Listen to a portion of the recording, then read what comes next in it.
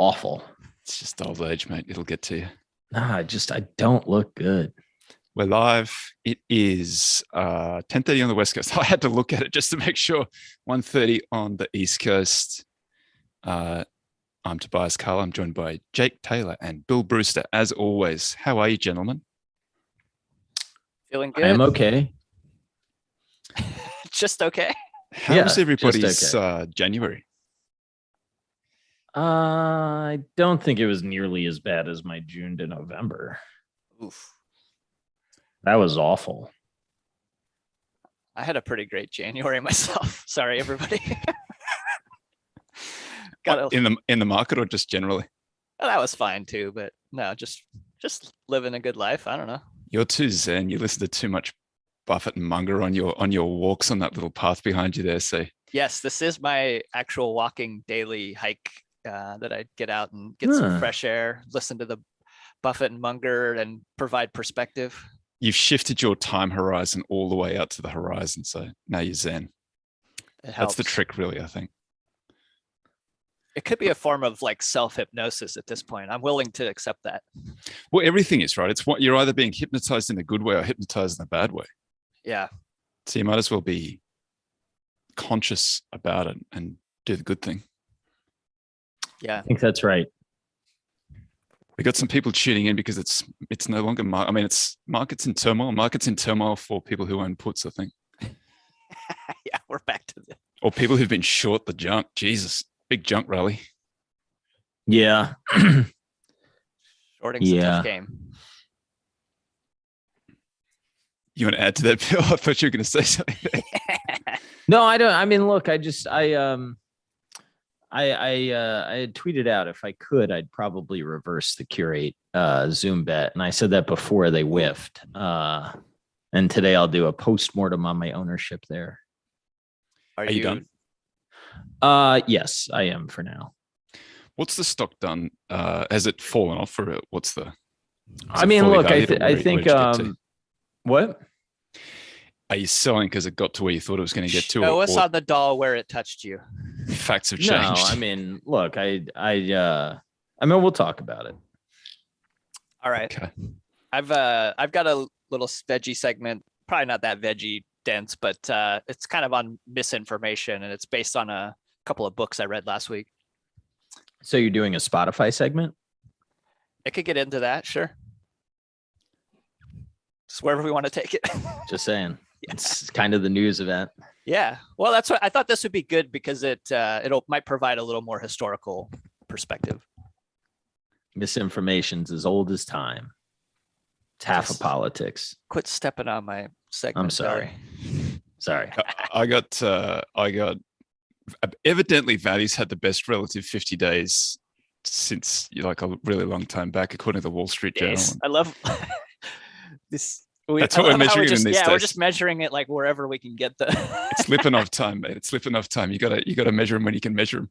It didn't feel like a particularly good 50 days to me, but who knows? Like that's what the data say, I guess. Well, relative outperformance when everything's crashing is not exactly fun. Yeah. So I went and pulled some of the Ken French data and had a look. I don't know. Maybe it's in there, but you had to get a magnifying glass out to see it. Oh man, I've been there. Not even gonna go there. Anyway, all right. Where do we want to start today? Let's get into it. Mine's too depressing. Leave mine for the end. Let's. I mean, I'll do QRATE. Yeah, let's do QRATE. Whatever. Okay. Look, I mean, so what was the original thesis there? Just for folks who. Well, I mean, at the end of the day, when Mike and I bought it, you had a $4 billion company that I pitched as being able to sustainably do 500 to 750 million in free cash. People were locked inside. It was a pro forma $2.5 billion valuation, roughly.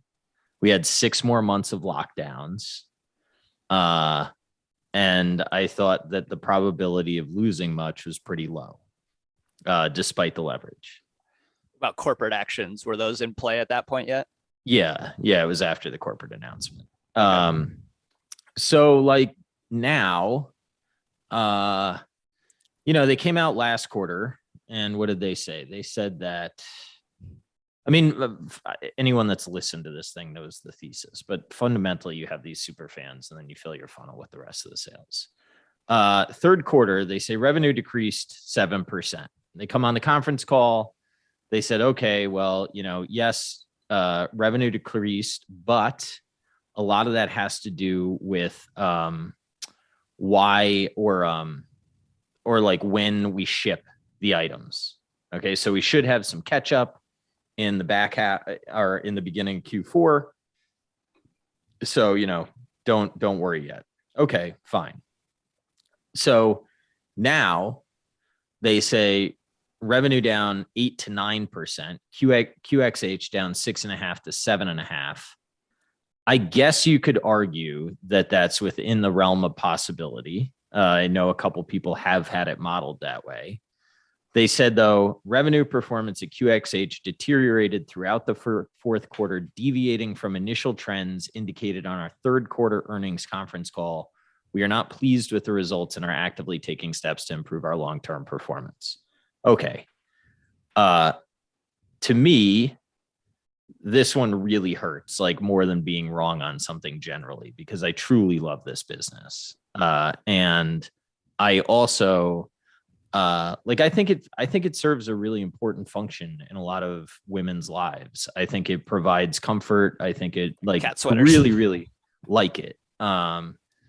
And I like the people at Liberty that are involved. There's a ton of stuff that I like about it. Anyway, long story short, we talk about playing with leverage. I don't fuck around with leverage for real. And if the trends are deviating substantially and you have a new CEO that has limited retail experience and you just lost the head of QXH, who in my opinion had a great run over the last 2 years. And yeah, Mike George is still in the building, but he's an advisor. He's not the CEO. I had been moving funds out of QRATE into Charter because I thought that was a better risk reward anyway. I had a little bit left on the table when the punch came, the day that I guess you could argue we all capitulated. I think some people are writing me and they're saying, in my model, it's still cheap. To you guys, I say, I really hope that you make a lot of money. I really hope that the business is great, and I have no problem buying it higher once they prove that there's a true digital pivot here. But I have some concerns over whether or not the ship can be righted. And in theory, right, we're now down to a sales level that's below 2019 levels. I mean, look at retail sales since 2019. It's not below 2019 levels. And your OEBITDA is down 20% this quarter. Inflation's got something to do with that. The fire's got something to do with it. I get it. It's just like, look, whether or not, however I feel about the people involved in that business, like, go read Hempton's post on when you should double down and when you shouldn't. And in my opinion, if I held and I continued to hold here, that's one of these hopium, but it's still too cheap theses. And I've seen people get smoked on those over and over and over again. And I'm not going to hold the zero because I think it's too cheap. How much capital did you get back before having to punch out? A lot, but where I messed up my trade is I really thought I was right in Q2 and I put more in at like $11. So, I mean, net of taxes and net of everything, I probably had a slight loss. I haven't fully calculated it, but the last I looked, I'd imagine the punch that I took the other day wiped out the gains. But I will defend some value investing by saying that's kind of what you pay a low price for. I'm pissed I didn't sell it higher, but I thought I was right. And I still may be, but the original thesis was not. Maybe it's the friends we make along the way. Well, I think some of it is. I mean, I think some of it is. And I think that, look, like people can, I've had people write me and they're like, it's still too cheap. I just think that with everything that's going on in media, like if I wanted to make that argument, I'd point to minutes watched going up.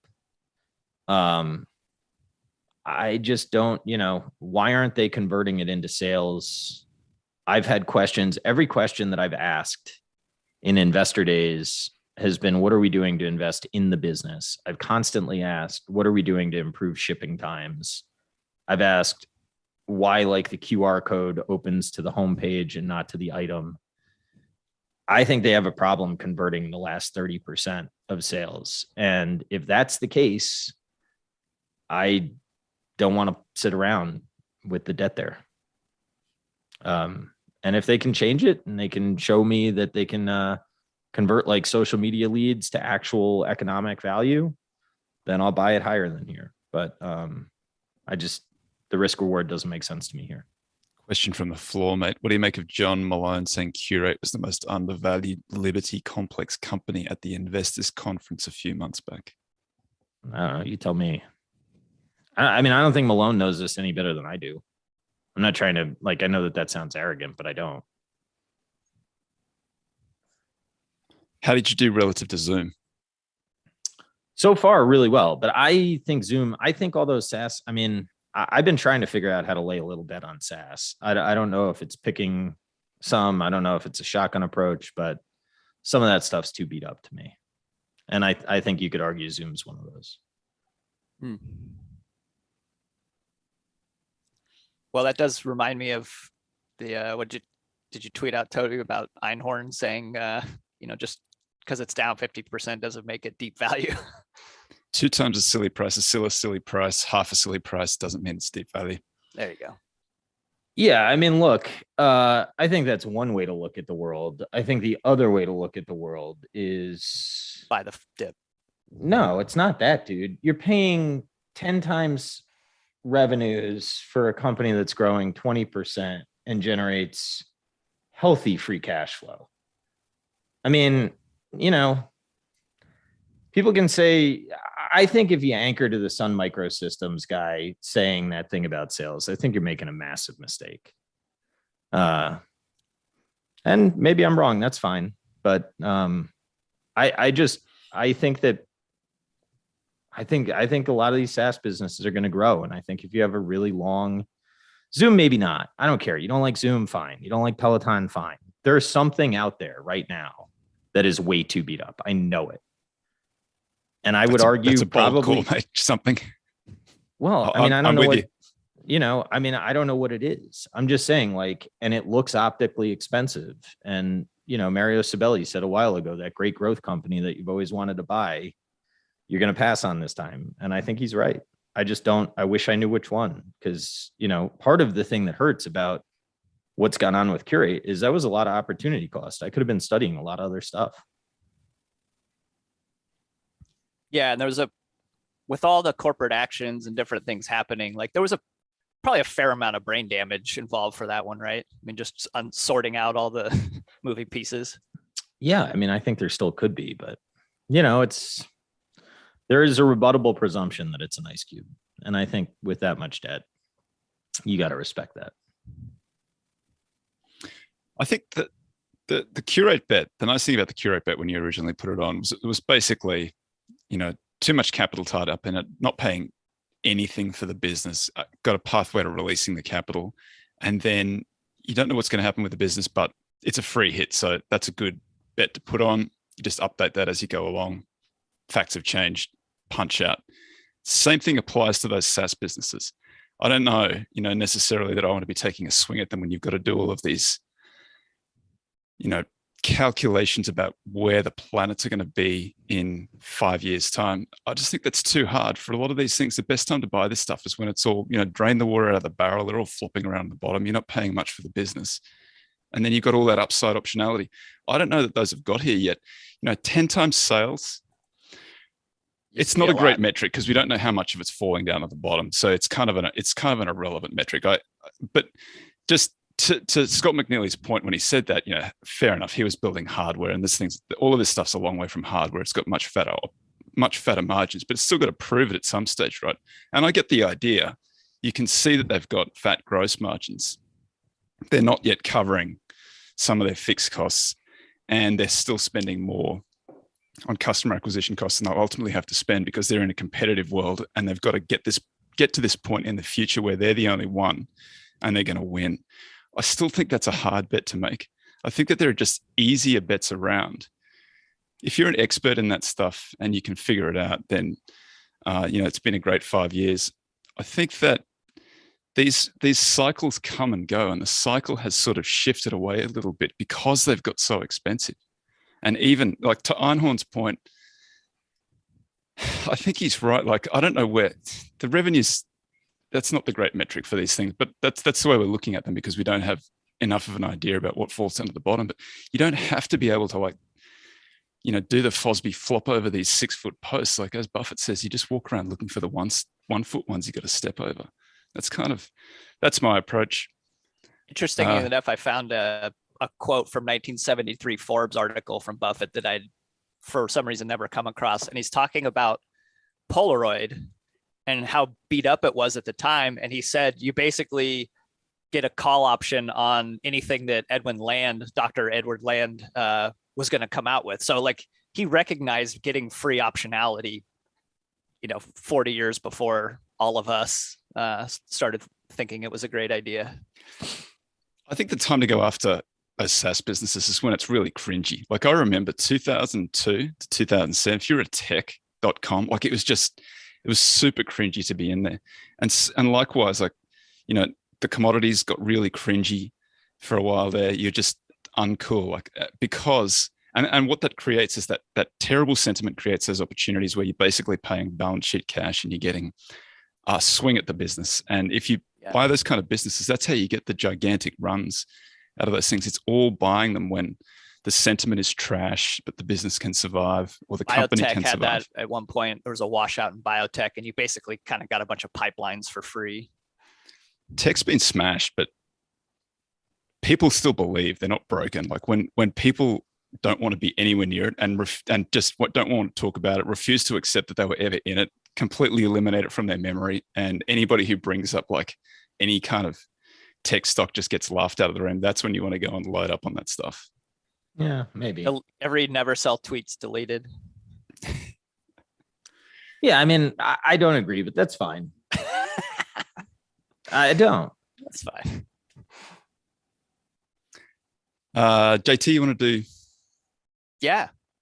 So this segment came from a couple books I read last week that I didn't really ever imagine fitting together when they kind of ended up in my book docket, but somehow they did. And the first one is called Moving the Mountain by Lee Lu. And it's actually, this book's really hard to get in the US. So shout out to my boy George in the UK who bought me a copy and sent it to me because it's apparently easier to get there. So you can't get it on the Kindle?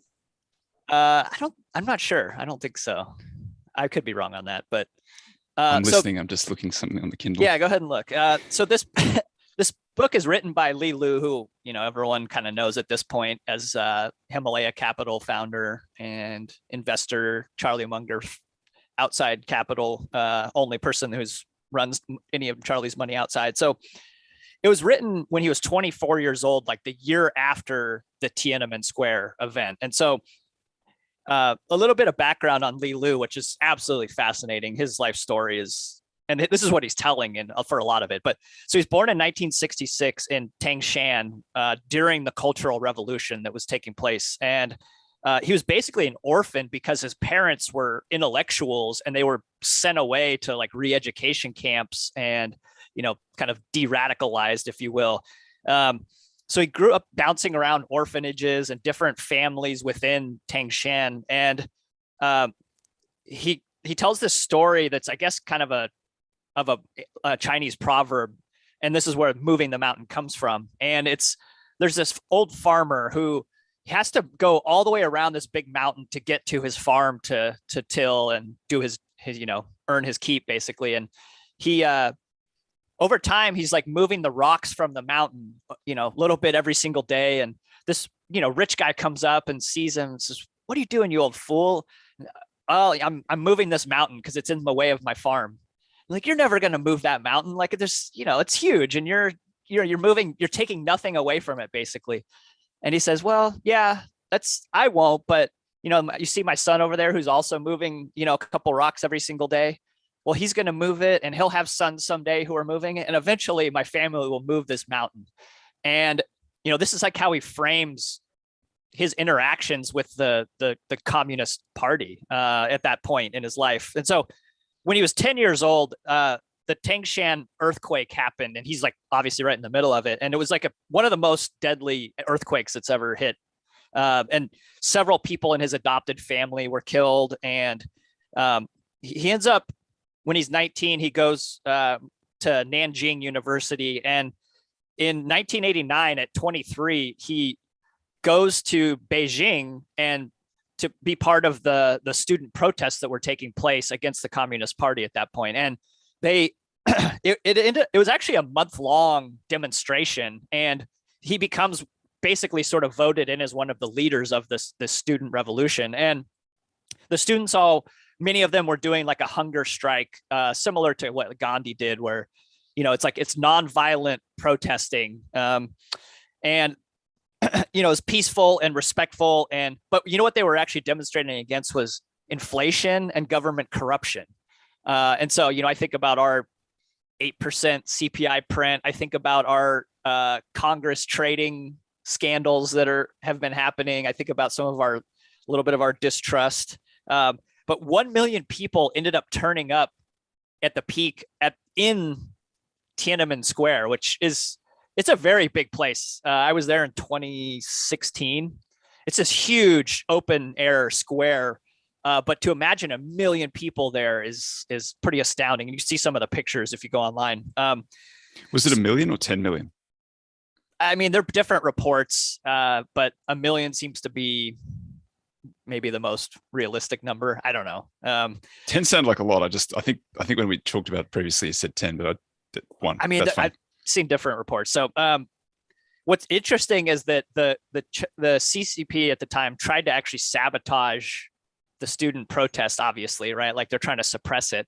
And at one point, the crowd chased off these, whoever they were, like plainclothes government officials, and they had this van, and it was full of weapons. And like some of the students got them out, looked at them, but all the weapons were all like dummy, like all the firing pins were taking out of the machine guns.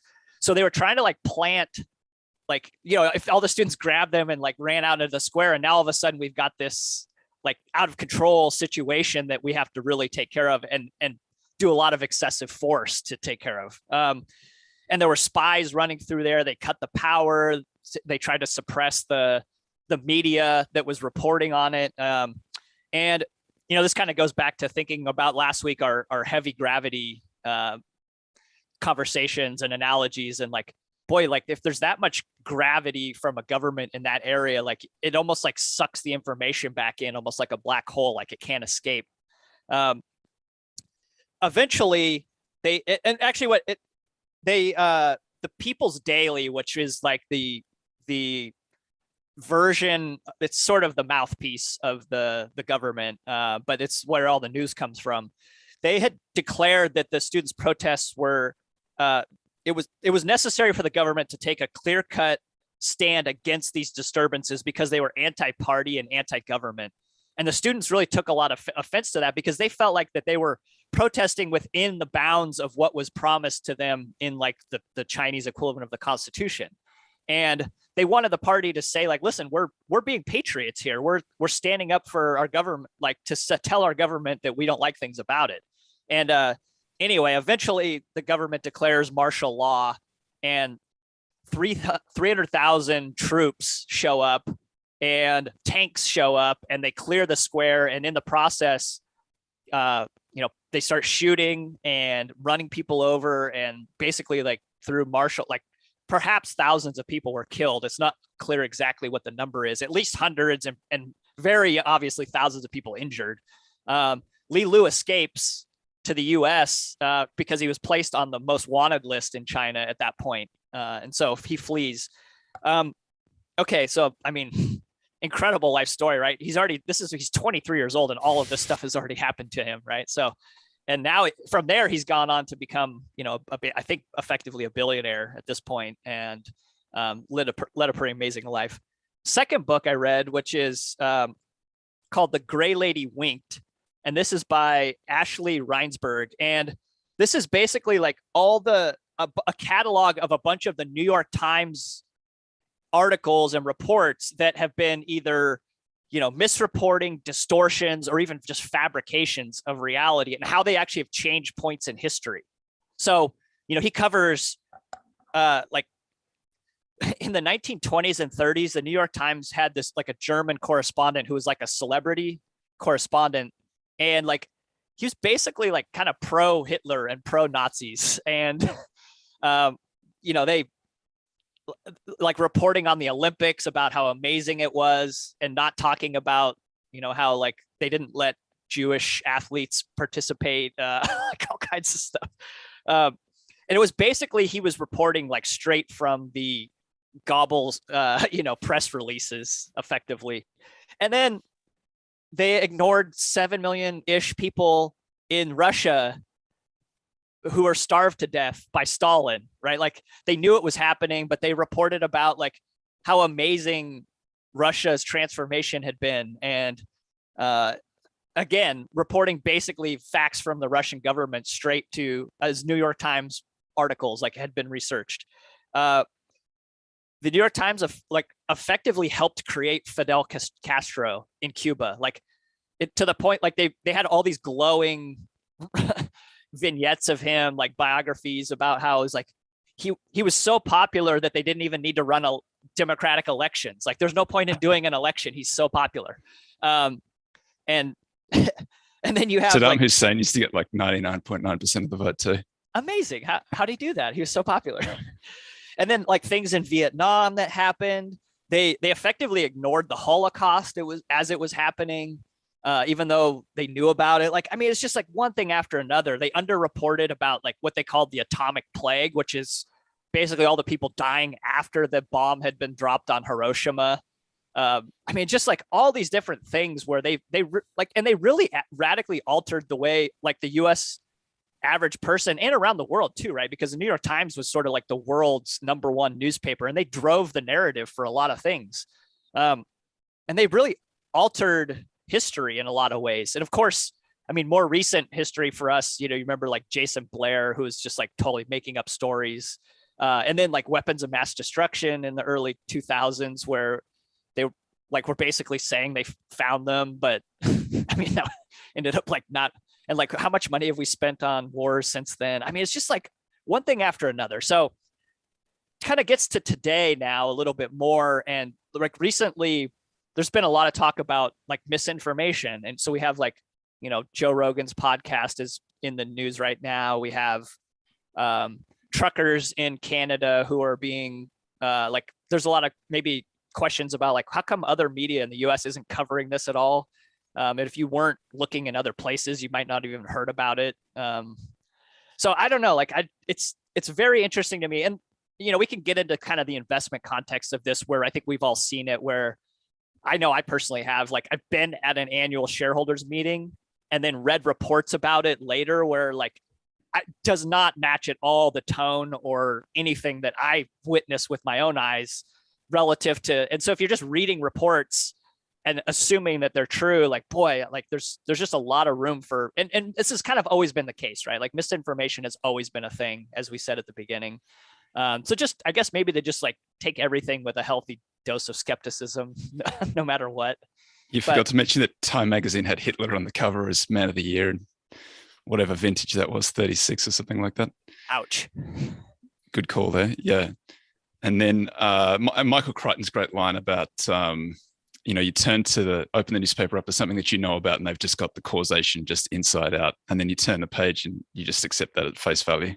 Yes. Right. The Murray Gell-Mann amnesia. Murray-Gell-Mann amnesia. Yeah. Yeah. Great line. Yeah. It's one of the reasons I just stopped reading news a long time ago. I think Taleb, I read that 2006 Taleb book. I always get them confused. Not the Black Swan one, the Filled by Randomness one.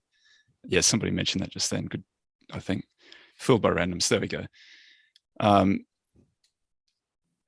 Just that same thing where Taleb said you can open up the paper from a year ago and you look at it and it's screaming at you, and none of it none of it was even that important. Even, it's wrong and it's not that important. And I think that's probably a pretty good approach. That's why I sort of try to be a little bit more data driven and ignore a lot of the narrative about that stuff. It's not helpful for the most part. One of the things I've had a hard time squaring is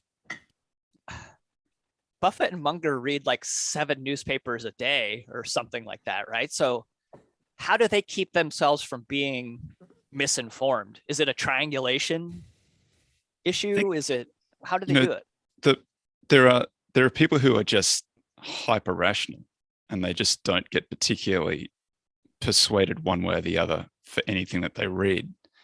But if you have any of that, which most of us aren't that way, most of us are more emotional than that, and you just need to control a little bit better, I think. Yeah, I suspect that they actually call who matters when they find something that's interesting. So you think they dig deeper on everything that they would make a meaningful? Yeah, I think they just look at it and they're like, garbage, garbage, garbage, garbage. All right, I'll call this senator. And then they call him. I mean, I think that's how it works. I think that's how, if you study Buffett's relationship with Kay Graham, I mean, he got access to a ton of people. And then as you get wealthier and more powerful, I think you get more access. And Munger's clearly connected in the law realm. Like, I think that's what they do. That's what I'd do. I mean, I'd get a crumb and then I'd call if I've learned anything from this podcast stuff, it's like talk to people. I went through it on OpFi and like, it sucks to be down on that stock, but whatever. The CEO comes out and everybody is like, oh, the stock's down. CEO is fired. Like this is a fucking dumpster fire. Okay. Well, I actually got on the phone with the guy and like, I'm pretty comfortable with the situation. So, there's like, I think there's a way to invest. And then I think there's a way to get caught up in narrative. And I try to find, to the extent I can, people that know what the hell is going on to actually ask. Yeah. What are the problems with the media as it is that it's a for-profit business and people stop to look at car crashes. So they get the most attention-grabbing headline, if it bleeds, it leads. And then they've got to keep that story alive for as many days as possible. So they're just saying the same thing, but it's a slightly different twist on it. Here's what somebody else says about that. Here are the consequences of it, and so on and so on. I mean, dude, one of the big I wouldn't problems. be shocked if Buffett reads something and gets like private investigators to go investigate that stuff on his behalf. Like, I think they're looking for stuff that is like, why is this here right now? And then I think they dig into why it's here right now. I don't think they read the news like normal people read the news. I think the news is half mind controlled the normal people. At least half. Yeah. What about the other half? That's selling stuff. Yeah, more or less. So what can us mere peasants do then? Index. Fair enough. Well, those are actually, you guys said the same answer, just slightly different. It's amazing how much better you feel. Like, it's amazing when, it comes into Twitter on the sidebar sometimes, some of that news. And, I'm as affected by it as anybody else. And then I walk outside, I'm like, well, it's still sunny out here. It's not that bad. Yeah. And I don't know. I got 2 more years. And then if I'm no good at this, I really am going to index and I'm just done. There's a lot of steps between, pure discretion and like pure index, like that. You could, for example, I'm good, man. People won't hear from me again. And like, I'll be outside. I'm in Florida. We got masks off, shirts off. We're ready to go. Although it's a little cold now. It's like 60, but, I'm okay. Not, if it doesn't work out, it doesn't work out. I'm not going to chase it. But I have an approach that's basically, I don't want to index either because I don't want to market cap weight all the stuff that I own because I think that that's like systematically a mistake. So you could just Buffett has shunned the idea of using insider info. Get the fuck out of here. That dude does more research on people. It may not be like insider info. There's no way that Buffett doesn't know more about stuff than the people that he's buying it from. And he's talking to everybody. MNPI. His dad, things people don't talk about. His dad was a congressman. Okay. Like the notion that Buffett has not curated an insanely good network every chance that he got is like asinine. Asinine. I still think he's also that personality type that it doesn't really matter what someone says. He's still going to go and do his own thing, make his own What decision. am I on about? What does this guy mean? I'm not on about anything. What's that mean in Australian? Talking about what you're talking about. I think Buffett, I do think I think he talked to people. I think he triangulated why people were selling. I think he knew the other side of the trade. I think he knew Geico. If he's not into insider information, he doesn't drive down to the corporate facility and interview the guy for 6 hours. Like, come the fuck on. We think this guy just sat there and wasn't he read the janitor? documents? Like it's insane to me to think he didn't look at stuff like that and try to talk to people. Yeah, he's scuttlebutted for sure. Oh, dude. All right, let's move Let on. me. I don't really. Mine's not. Oh, hang on. I've managed to close it down because you're going on about something. I was trying to find. I was on about something. I was trying to find Lee Lu's. So Lee Lu. There's no Kindle, and they're trading at like $99, $100. I saw you smile at that comment. What do you think about it? Hungry Jack's in Australia. What do you think about it? Hungry Jack's is Burger King. So there's this bloke who owned a whole lot of cattle farms, and he thought McDonald's is doing well. I'll get a competitor to McDonald's where I can sell my beef cattle. And I don't know whether he didn't like the name Burger King or somebody else had already registered the name Burger King, so he called it Hungry Jack's. So Burger King in Australia is Hungry Jack's. Maybe they've changed it since I left. I don't know, but that's it for all of my childhood. It was Hungry Jack's. Mate, I don't eat that stuff. I didn't eat that stuff when I was there. That's because you're like you're like one step away. You know this like beautiful Chad like picture that's all over like Twitter. You're gonna be that guy soon. Mate, what happened was I grew up in a little country town. Like there was just nothing out there. There was a dirty chook. We got Kentucky Fried Chicken. That was the only thing. There were no stoplights. Like people used to. The only reason you were coming to my town is because you were going through somewhere else. It was like it had the main street was like literally the highway, and so you drove in, and this is in kilometers an hour. I could hear the conversion, but it's like you went from 75 miles an hour, and then you had to slow down to like 35 miles an hour for about 3 miles, and then you accelerated back up again. Like that was how people visited the town. So there were no stoplights. Like you just slowed down. How'd your parents get there? It's a really long, boring story. I'll save it for another time. Were they walking across Australia and they were like, "Fuck it, that's the last step. I got no more steps in me." My man's a physician, and he was he did this. They have this thing called the flying doctors. So if you're in a if something happens to you in a rural and remote region and there's no doctor there, they fly in some doctors in these little like tiny little twin prop planes, and they flew a guy out and they stopped there. They had to do a burr hole in his skull as they were flying back to the city. And somehow my old man decided that was good. And I guess so. We grew up out in this little country town. But great if you're a doctor because you get to do everything. Like he was delivering babies. And veterinarian too. Yeah, basically, but using horse dewormer on humans. I don't know. I made that up.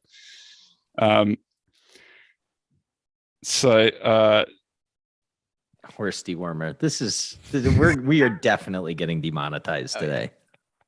I didn't use the Nazis. We had the name of it. I did not see that coming. Yeah. This is going to be a total letdown now. But Wall Street Journal says value investing's back. Couple of great quotes in here from Cliff Asness. I just wanted to read these out, and then I got a little point. So the guy was sort of making the point that as we all have seen, like interest rates run up a little bit, inflation runs up a little bit, value investing starts looking a little bit better, and the growthy stuff gets kicked around. And so they asked Cliff what he thought about that, and he said, you can't find behavioral magic on a spreadsheet. And so he's just making the point that nobody knows what turns it around. Then They there was ask this. if it was like a rebirth or a death spasm. That's right. I think he said that on Twitter. I think he Yeah. said on Twitter, he was like, Let's go with rebirth. yeah, why not? Le petit mort, as they sometimes say in France. That's not a death spasm. The most interesting thing, I just tweeted this out because I thought it was kind of an interesting chart. Everybody's like trying to find the relationship. Like, why is it that values suck so bad? Why is it values doing a little bit better now? The one thing that made a big difference was that the 30-year treasury has sort of bottomed in the recession in like March 2020, and it's sort of run up pretty consistently since then. It's amazing how much it looks like the market neutral value spread. It's kind of been the thing that's driven the run. It's a funny fit. I tweeted it out just because I'm like, I'm always shocked by these things. Like, I don't want to be macro. I don't want to be, and I feel bad that the little clip that I tweeted out this morning was of Bill saying, you're talking about, I forget now, but then I went straight into Cape because I think in the context of what we were talking about, that was appropriate, but it did sound a little bit jarring when I kind of listened to that thing. And I don't know if it's like values suck so bad for so long. You're looking for those external reasons why, the thing that you're doing is not working. And so you start grasping at straws like inflation and interest rates and Sure. And the Fed, which is basically, saying the same thing. Grassy knoll. The shooter on the grassy knoll. But this is I remember Cliff didn't actually ever produce this little thing, but when I had him on the podcast, we were talking about that had just brought out, his colleagues had just brought out this paper where they looked at every single permutation of interest rates that they could find, like the absolute level of interest rates, the change in interest rates, the slope in the curve, all these things, and nothing in there could nothing in there correlate. Nothing fit the performance. But still, it's like it's a convenient, that story keeps on coming back. And I think I said to him at the time, it's a shame because it's kind of it makes kind of intuitive sense, even though it doesn't really predict it. It's kind of an intuitive idea that as rates go up, you get that movement in the different durations of growth versus value. And so this guy's the author of this. I shouldn't say this guy. The author of this, James McIntosh, he comes to the same conclusion. He says that has he not this guy? Well, whatever. Say it again. Nothing. I'm not saying anything. Yeah, I think that's. I mean, in theory, the longer dated cash flows are longer duration assets, right? It's an interesting thought experiment. How much all of us have been making a rates bet one way or the other, maybe unintentionally sometimes. That's my concern. Yeah. I mean, I think it's a reasonable concern. I also think that over the long term, when you overlay earnings growth and stock performance, that tends to be pretty correlated. So I still think that, like, even if you're, if I was like some SaaS investor right now, if I was really confident that these companies are going to grow like 30%, I mean, they're doubling every 3 years, right? Every 2 years, every 2.5 years, you should outrun rates. It's pretty as wild. long as you're right. You got to be right. But like, you can't be not right in cheap stuff. Like, you got to be right no matter what you're doing, I think. There are no easy bets at the moment because, the stuff that grows fast has a very, very high multiple attached to it. And, you can do any kind of analysis where you think about any kind of fade in the rate of growth. And then you say that, or fade in the rate of growth, or fade on a set of return on invested capital and those things. As you reduce the rate at which something earns on its capital or it grows, there should be a commensurate reduction in the multiple applied to it, right? And if you do that, it's frightening how quickly these things start looking very, very expensive. Like, they really have to retain those super normal rates of growth and returns in order to retain those super normal multiples. And then on top of that, you've got to assume that rates stay where they are. Good luck. It's interesting listening to they talk about in 97 and 98 AGM at Berkshire, but Buffett's saying, because the people are already expressing, like, if rates move up, like, isn't everything expensive? And this was in 98 when, I don't know, rates were like 5 or 6 or something. But people had anchored from 15 in 1982 at that point, right? So it's all kind of a little bit, we forget how relative some of this stuff feels. But, and the other thing that was happening there was profit margins, like return on equity for American businesses was way higher than normal. And so Buffett said, if returns on equity stay high and rates stay low, things are pretty cheap right now, ... But I wouldn't really bet that way. And it's like, it's almost the exact same conversation all over again today, I feel like. It sucks because I don't want to be a macro guy. I don't want to be talking about this stuff all the time. I don't want to really talk about what's in the portfolio too much either. But that's the there's nothing left then. Yeah, well, that's right. You're kind of in this situation. But I think that what we have been saying for a little while has sort of, I've been as shocked as anybody else that it has been sort of slowly coming true. But it does seem to me that, we were screaming, like when I kind of launched everything in 2019, I could see how wide those spreads were. Like I didn't foresee that they were going to go on then to like historical widths. It was about to blow out from there. Yeah, I guess there's like always a new record coming, but it's entirely possible that we're now like, I think September 2020 was as wide as that spread got, and then it ran through to sort of April or May, and it closed really rapidly. Like I was kind of shocked at how fast it was closing there, and then something happened in about April or May, and it just sort of backed off a little bit, and now the spread is as wide as it was, at any point through this whole process, which is kind of shocking. Even right now it is. No, it's picked up a little bit off the bottom, but like I said, that was what I was referring to earlier. When you got to get the microscope out to see that, that little tick back up off the bottom, see it closing. Like I don't think it's even moved yet. Nothing's really even happened, and I think that initially what I was saying is a lot of the spread was driven by overvaluation and growth, and like that has now sort of a lot of that has collapsed. But when you look at how much it has moved relative to how much it's probably going to move, like it's really not even started yet, which is shocking given how beaten up everything is. It was pretty wild was somebody tagged us in to go replay and rewatch our early March 2020 Value After Hours. What were we talking about then? Well, shockingly enough, we didn't say that many stupid things. In fact, like I feel like we were kind of early talking about some supply chain issues, but like a shrinking pie being the cause for possible inflation. A shrinking supply. Yeah, shrinking pie of goods and services and more claim tickets chasing those. That was not the dumbest thing. The only real shocker was how much younger we looked in like 2 years. It's been a rough 2 years. 2 years. We've all aged a lot, and it was a little sad to see. Been inside a lot. Yeah. Not getting enough sunshine. Stress. I'm gonna go look at me from December, and if I don't look any better, I'm gonna drink more.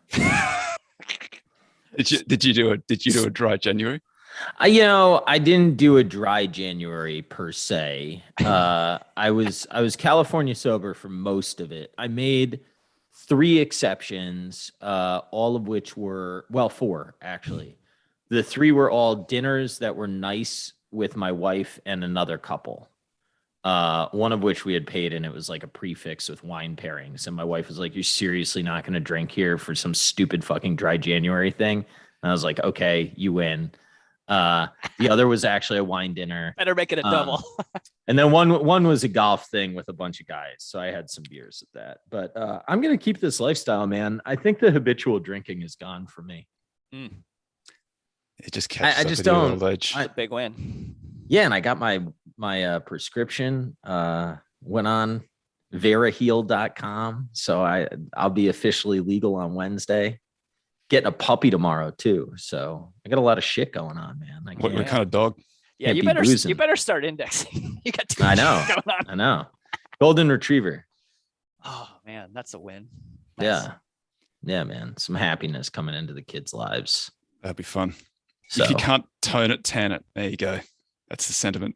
Ooh. That's pretty good. in the short-term sentiment over fundamentals and the long-term fundamentals over sentiment. I couldn't agree more. The problem is that it turns out that the long run is really bloody long. Amen. Yeah, I mean, you know what I'm saying about the indexing thing is like I'm pretty comfortable with the bets I have laid. If these bets don't work, like what am I doing all this for? And yes, I do like it. I could just be like William Green doesn't have some active portfolio. I love the market. I love talking to market people. I could just index and talk to market people and not deal with all this shit. I think Jason Zweig's similar. Yeah. Like, you can also have like knows as much as anybody, but happy to index. Put 95% of your assets in the, I mean, if you're going to do it, and then have value 5%, ETFs, it's just different names. You're betting just so you can like intellectually, you know. Yeah. So someone asked about the one-on-one interviews. Those interviews, they're just so much work, and they're like I reckon they're 4 times the work, and they're a quarter of the viewers. And this is, I just show up to these, and they seem to do much better than the interviews. So I'm not in any great hurry to return to those interviews, but I guess if there was enough demand for it, which I really don't think there is, so that's basically why I'd much rather just be doing this. What do you think of the podcast business as a 2 to 3 year podcaster now? What have you experienced, seen? My general take on it is it's a better marketing mechanism than it is a business. Yeah, I have never really used it. I would say our business. lack of revenue would indicate that is very true. Yeah, well, I've been thinking about this. Numbers are way down from like, so I forget where numbers peaked, but the numbers are like half where they were in, I think it might have been like, I can't say it's a year. It's like maybe a year or more. The numbers are about half where they were a year or more ago. And that's not for us though, right? My ego couldn't take that. Well, I think that value after hours is probably, I have to tease that out individually, but the definitely the interview style, possibly because there were, the Bill's longer form one is a better version of the 1 hour one. That's not why. Well, it's possible. And then there's an exponentially larger amount of competition out there.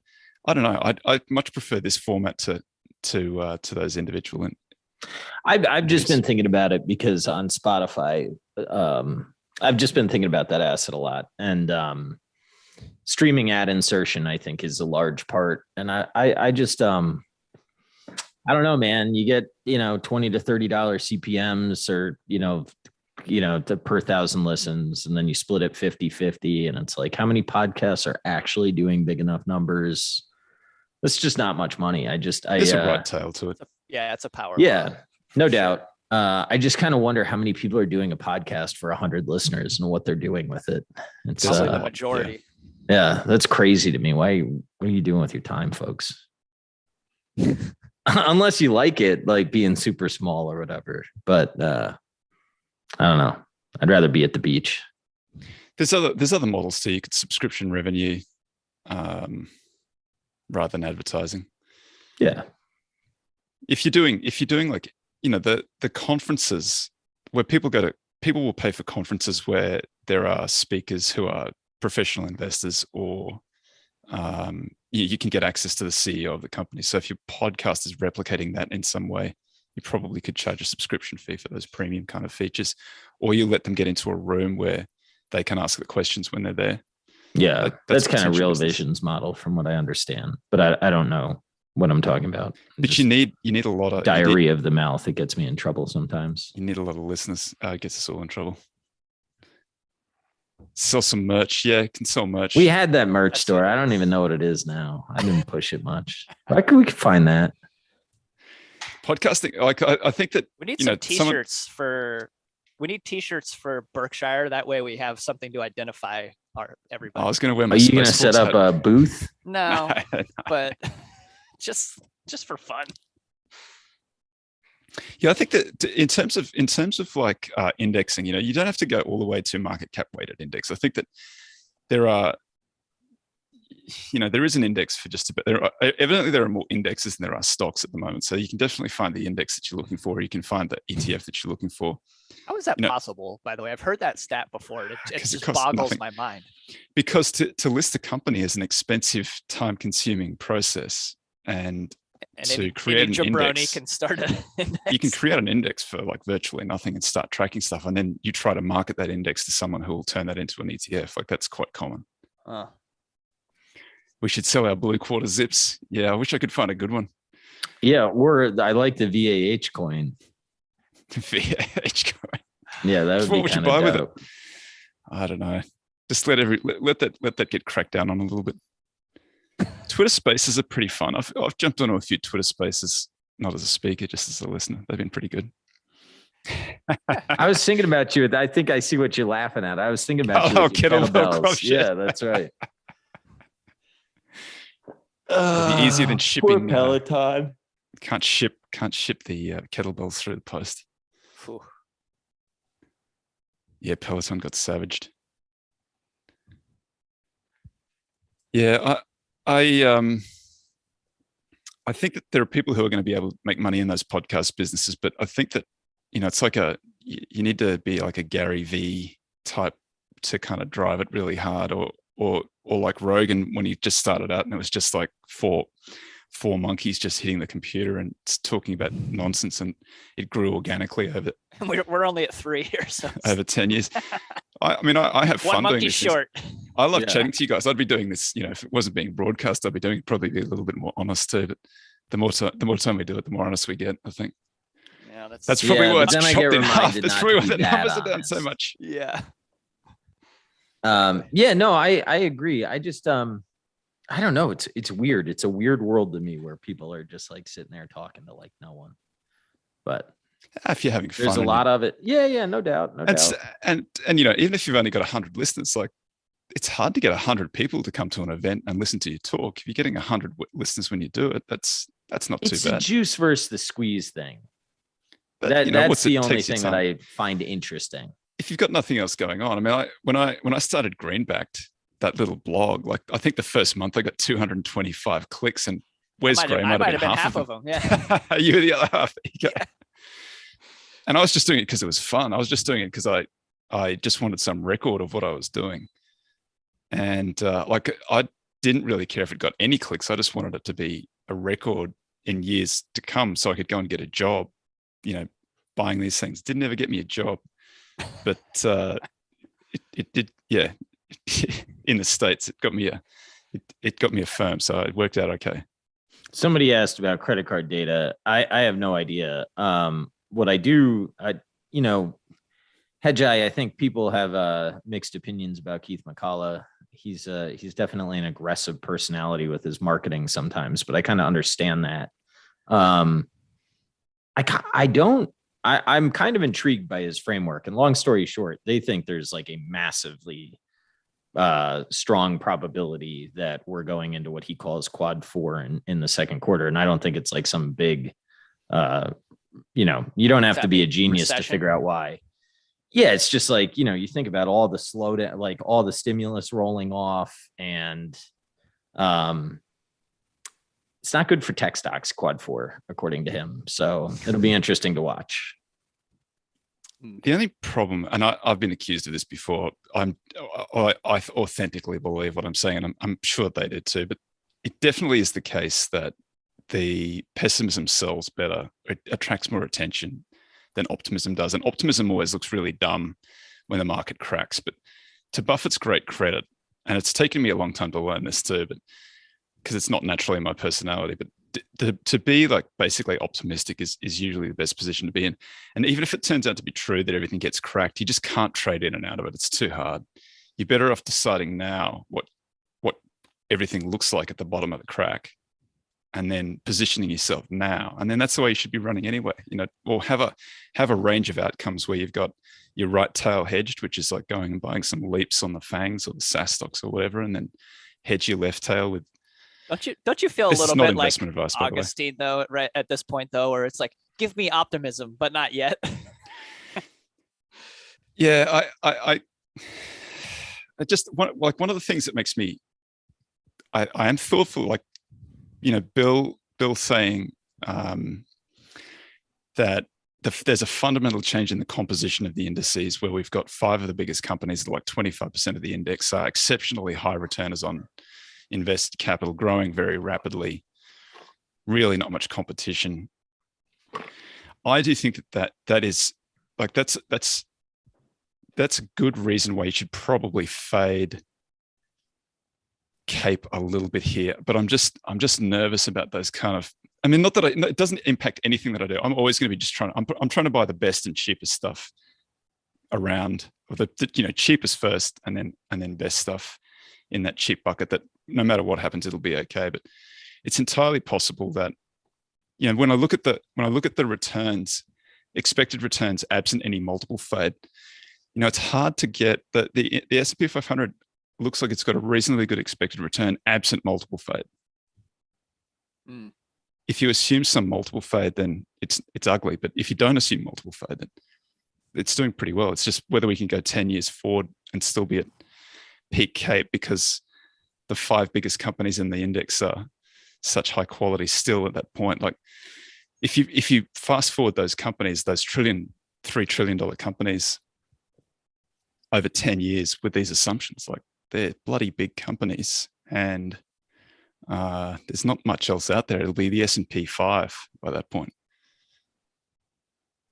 Yeah, I mean, just to produce a normal return from those starting points over 10 years, I mean, you start talking some very, very large businesses. You get numbers like ARC's estimate for the entire taxi market, $11 like trillion opportunity. What's most amazing is last year that was only 6 trillion, and it's gone to 11 trillion year over year. That's a big hike. The TAM is growing quickly. ARC's estimate of the TAM is growing quickly. That's the trick. You can never saturate when your TAM's growing 50%. I mean, look, if your view of the world is like everything's going to be self-driving, then you do have a lot of expansion in the taxi market. I don't know. Whatever. I don't need to know. I don't care. Somebody asked real quick about me. I don't want to like talk down about people that have small podcasts. That's not my point. It's just there's a lot of work that goes into doing a podcast. So to only have 100, that's my point. Like, if he said, like, do you feel the same way about people tweeting? Tweeting takes no work. Come do a podcast, then talk to me about work, like, versus tweeting. This podcast may not take too much work, but there's a lot that goes on after. Once it's set up, it's easy. Getting it set up takes a little bit of effort. Once it's set up, like anything, like starting anything is just breaks your head. And then the moment that it's set up, it's pretty easy just to keep it going. Yeah, my editing is pain, but yeah. I don't. Yeah, editing is, but I don't edit this one. This one just goes out raw and uncut. And then people get mad at me because I say things I shouldn't. That's why we love you, mate. That's why you're here. Has been my whole life. Imagine living with me and being married. There's one. I just wanted to, we're over time a little bit, but I like the I like this idea. I don't know whether it's going to actually be the case or not, but like oil companies, like the price of energy. I saw this tweet earlier, and I've seen this a few times. This idea that it's not ultimately the Fed, even though the Fed does tend to raise rates, and that does tend to collapse the market, but they have to raise rates because the economy is overheating, and that tends to be oil and energy. And energy, like the way that energy is running up at the moment, that's got to be. Does that factor into Quad 4? Is that one of the inputs? Oh, I don't know, but I mean, it's hard to argue it's good for consumer spending. I mean, you got the. I have my tinfoil hat theory that high energy prices politicians love because it helps them drive the EV adoption. I don't know, man. That's like food and energy and housing. You push those up, and I think you push up guillotine light risk, which is throwing everybody out. Yeah. I don't know. It'll be interesting to watch. I mean, I was talking to Braden Brock today, and he was telling me about what's going on in Canada and how pissed off the truckers are there. And like, I don't know, man. This stuff could get. I mean, supply chain could really be messed up for. Well, there's some talk of American truckers doing it too. Yeah. I mean, then you got the shipping's jacked up, Canadian importing stuff into the States jacked up, then transport around the States jacked up. I mean, I don't know what happens then. That's really nasty. I don't want to we all say need to think about societal what we're collapse. actually doing here. Oh, dude's way over time. All right. This is All right. fun, everybody. Good work, everyone. We'll see you next week. More conspiracy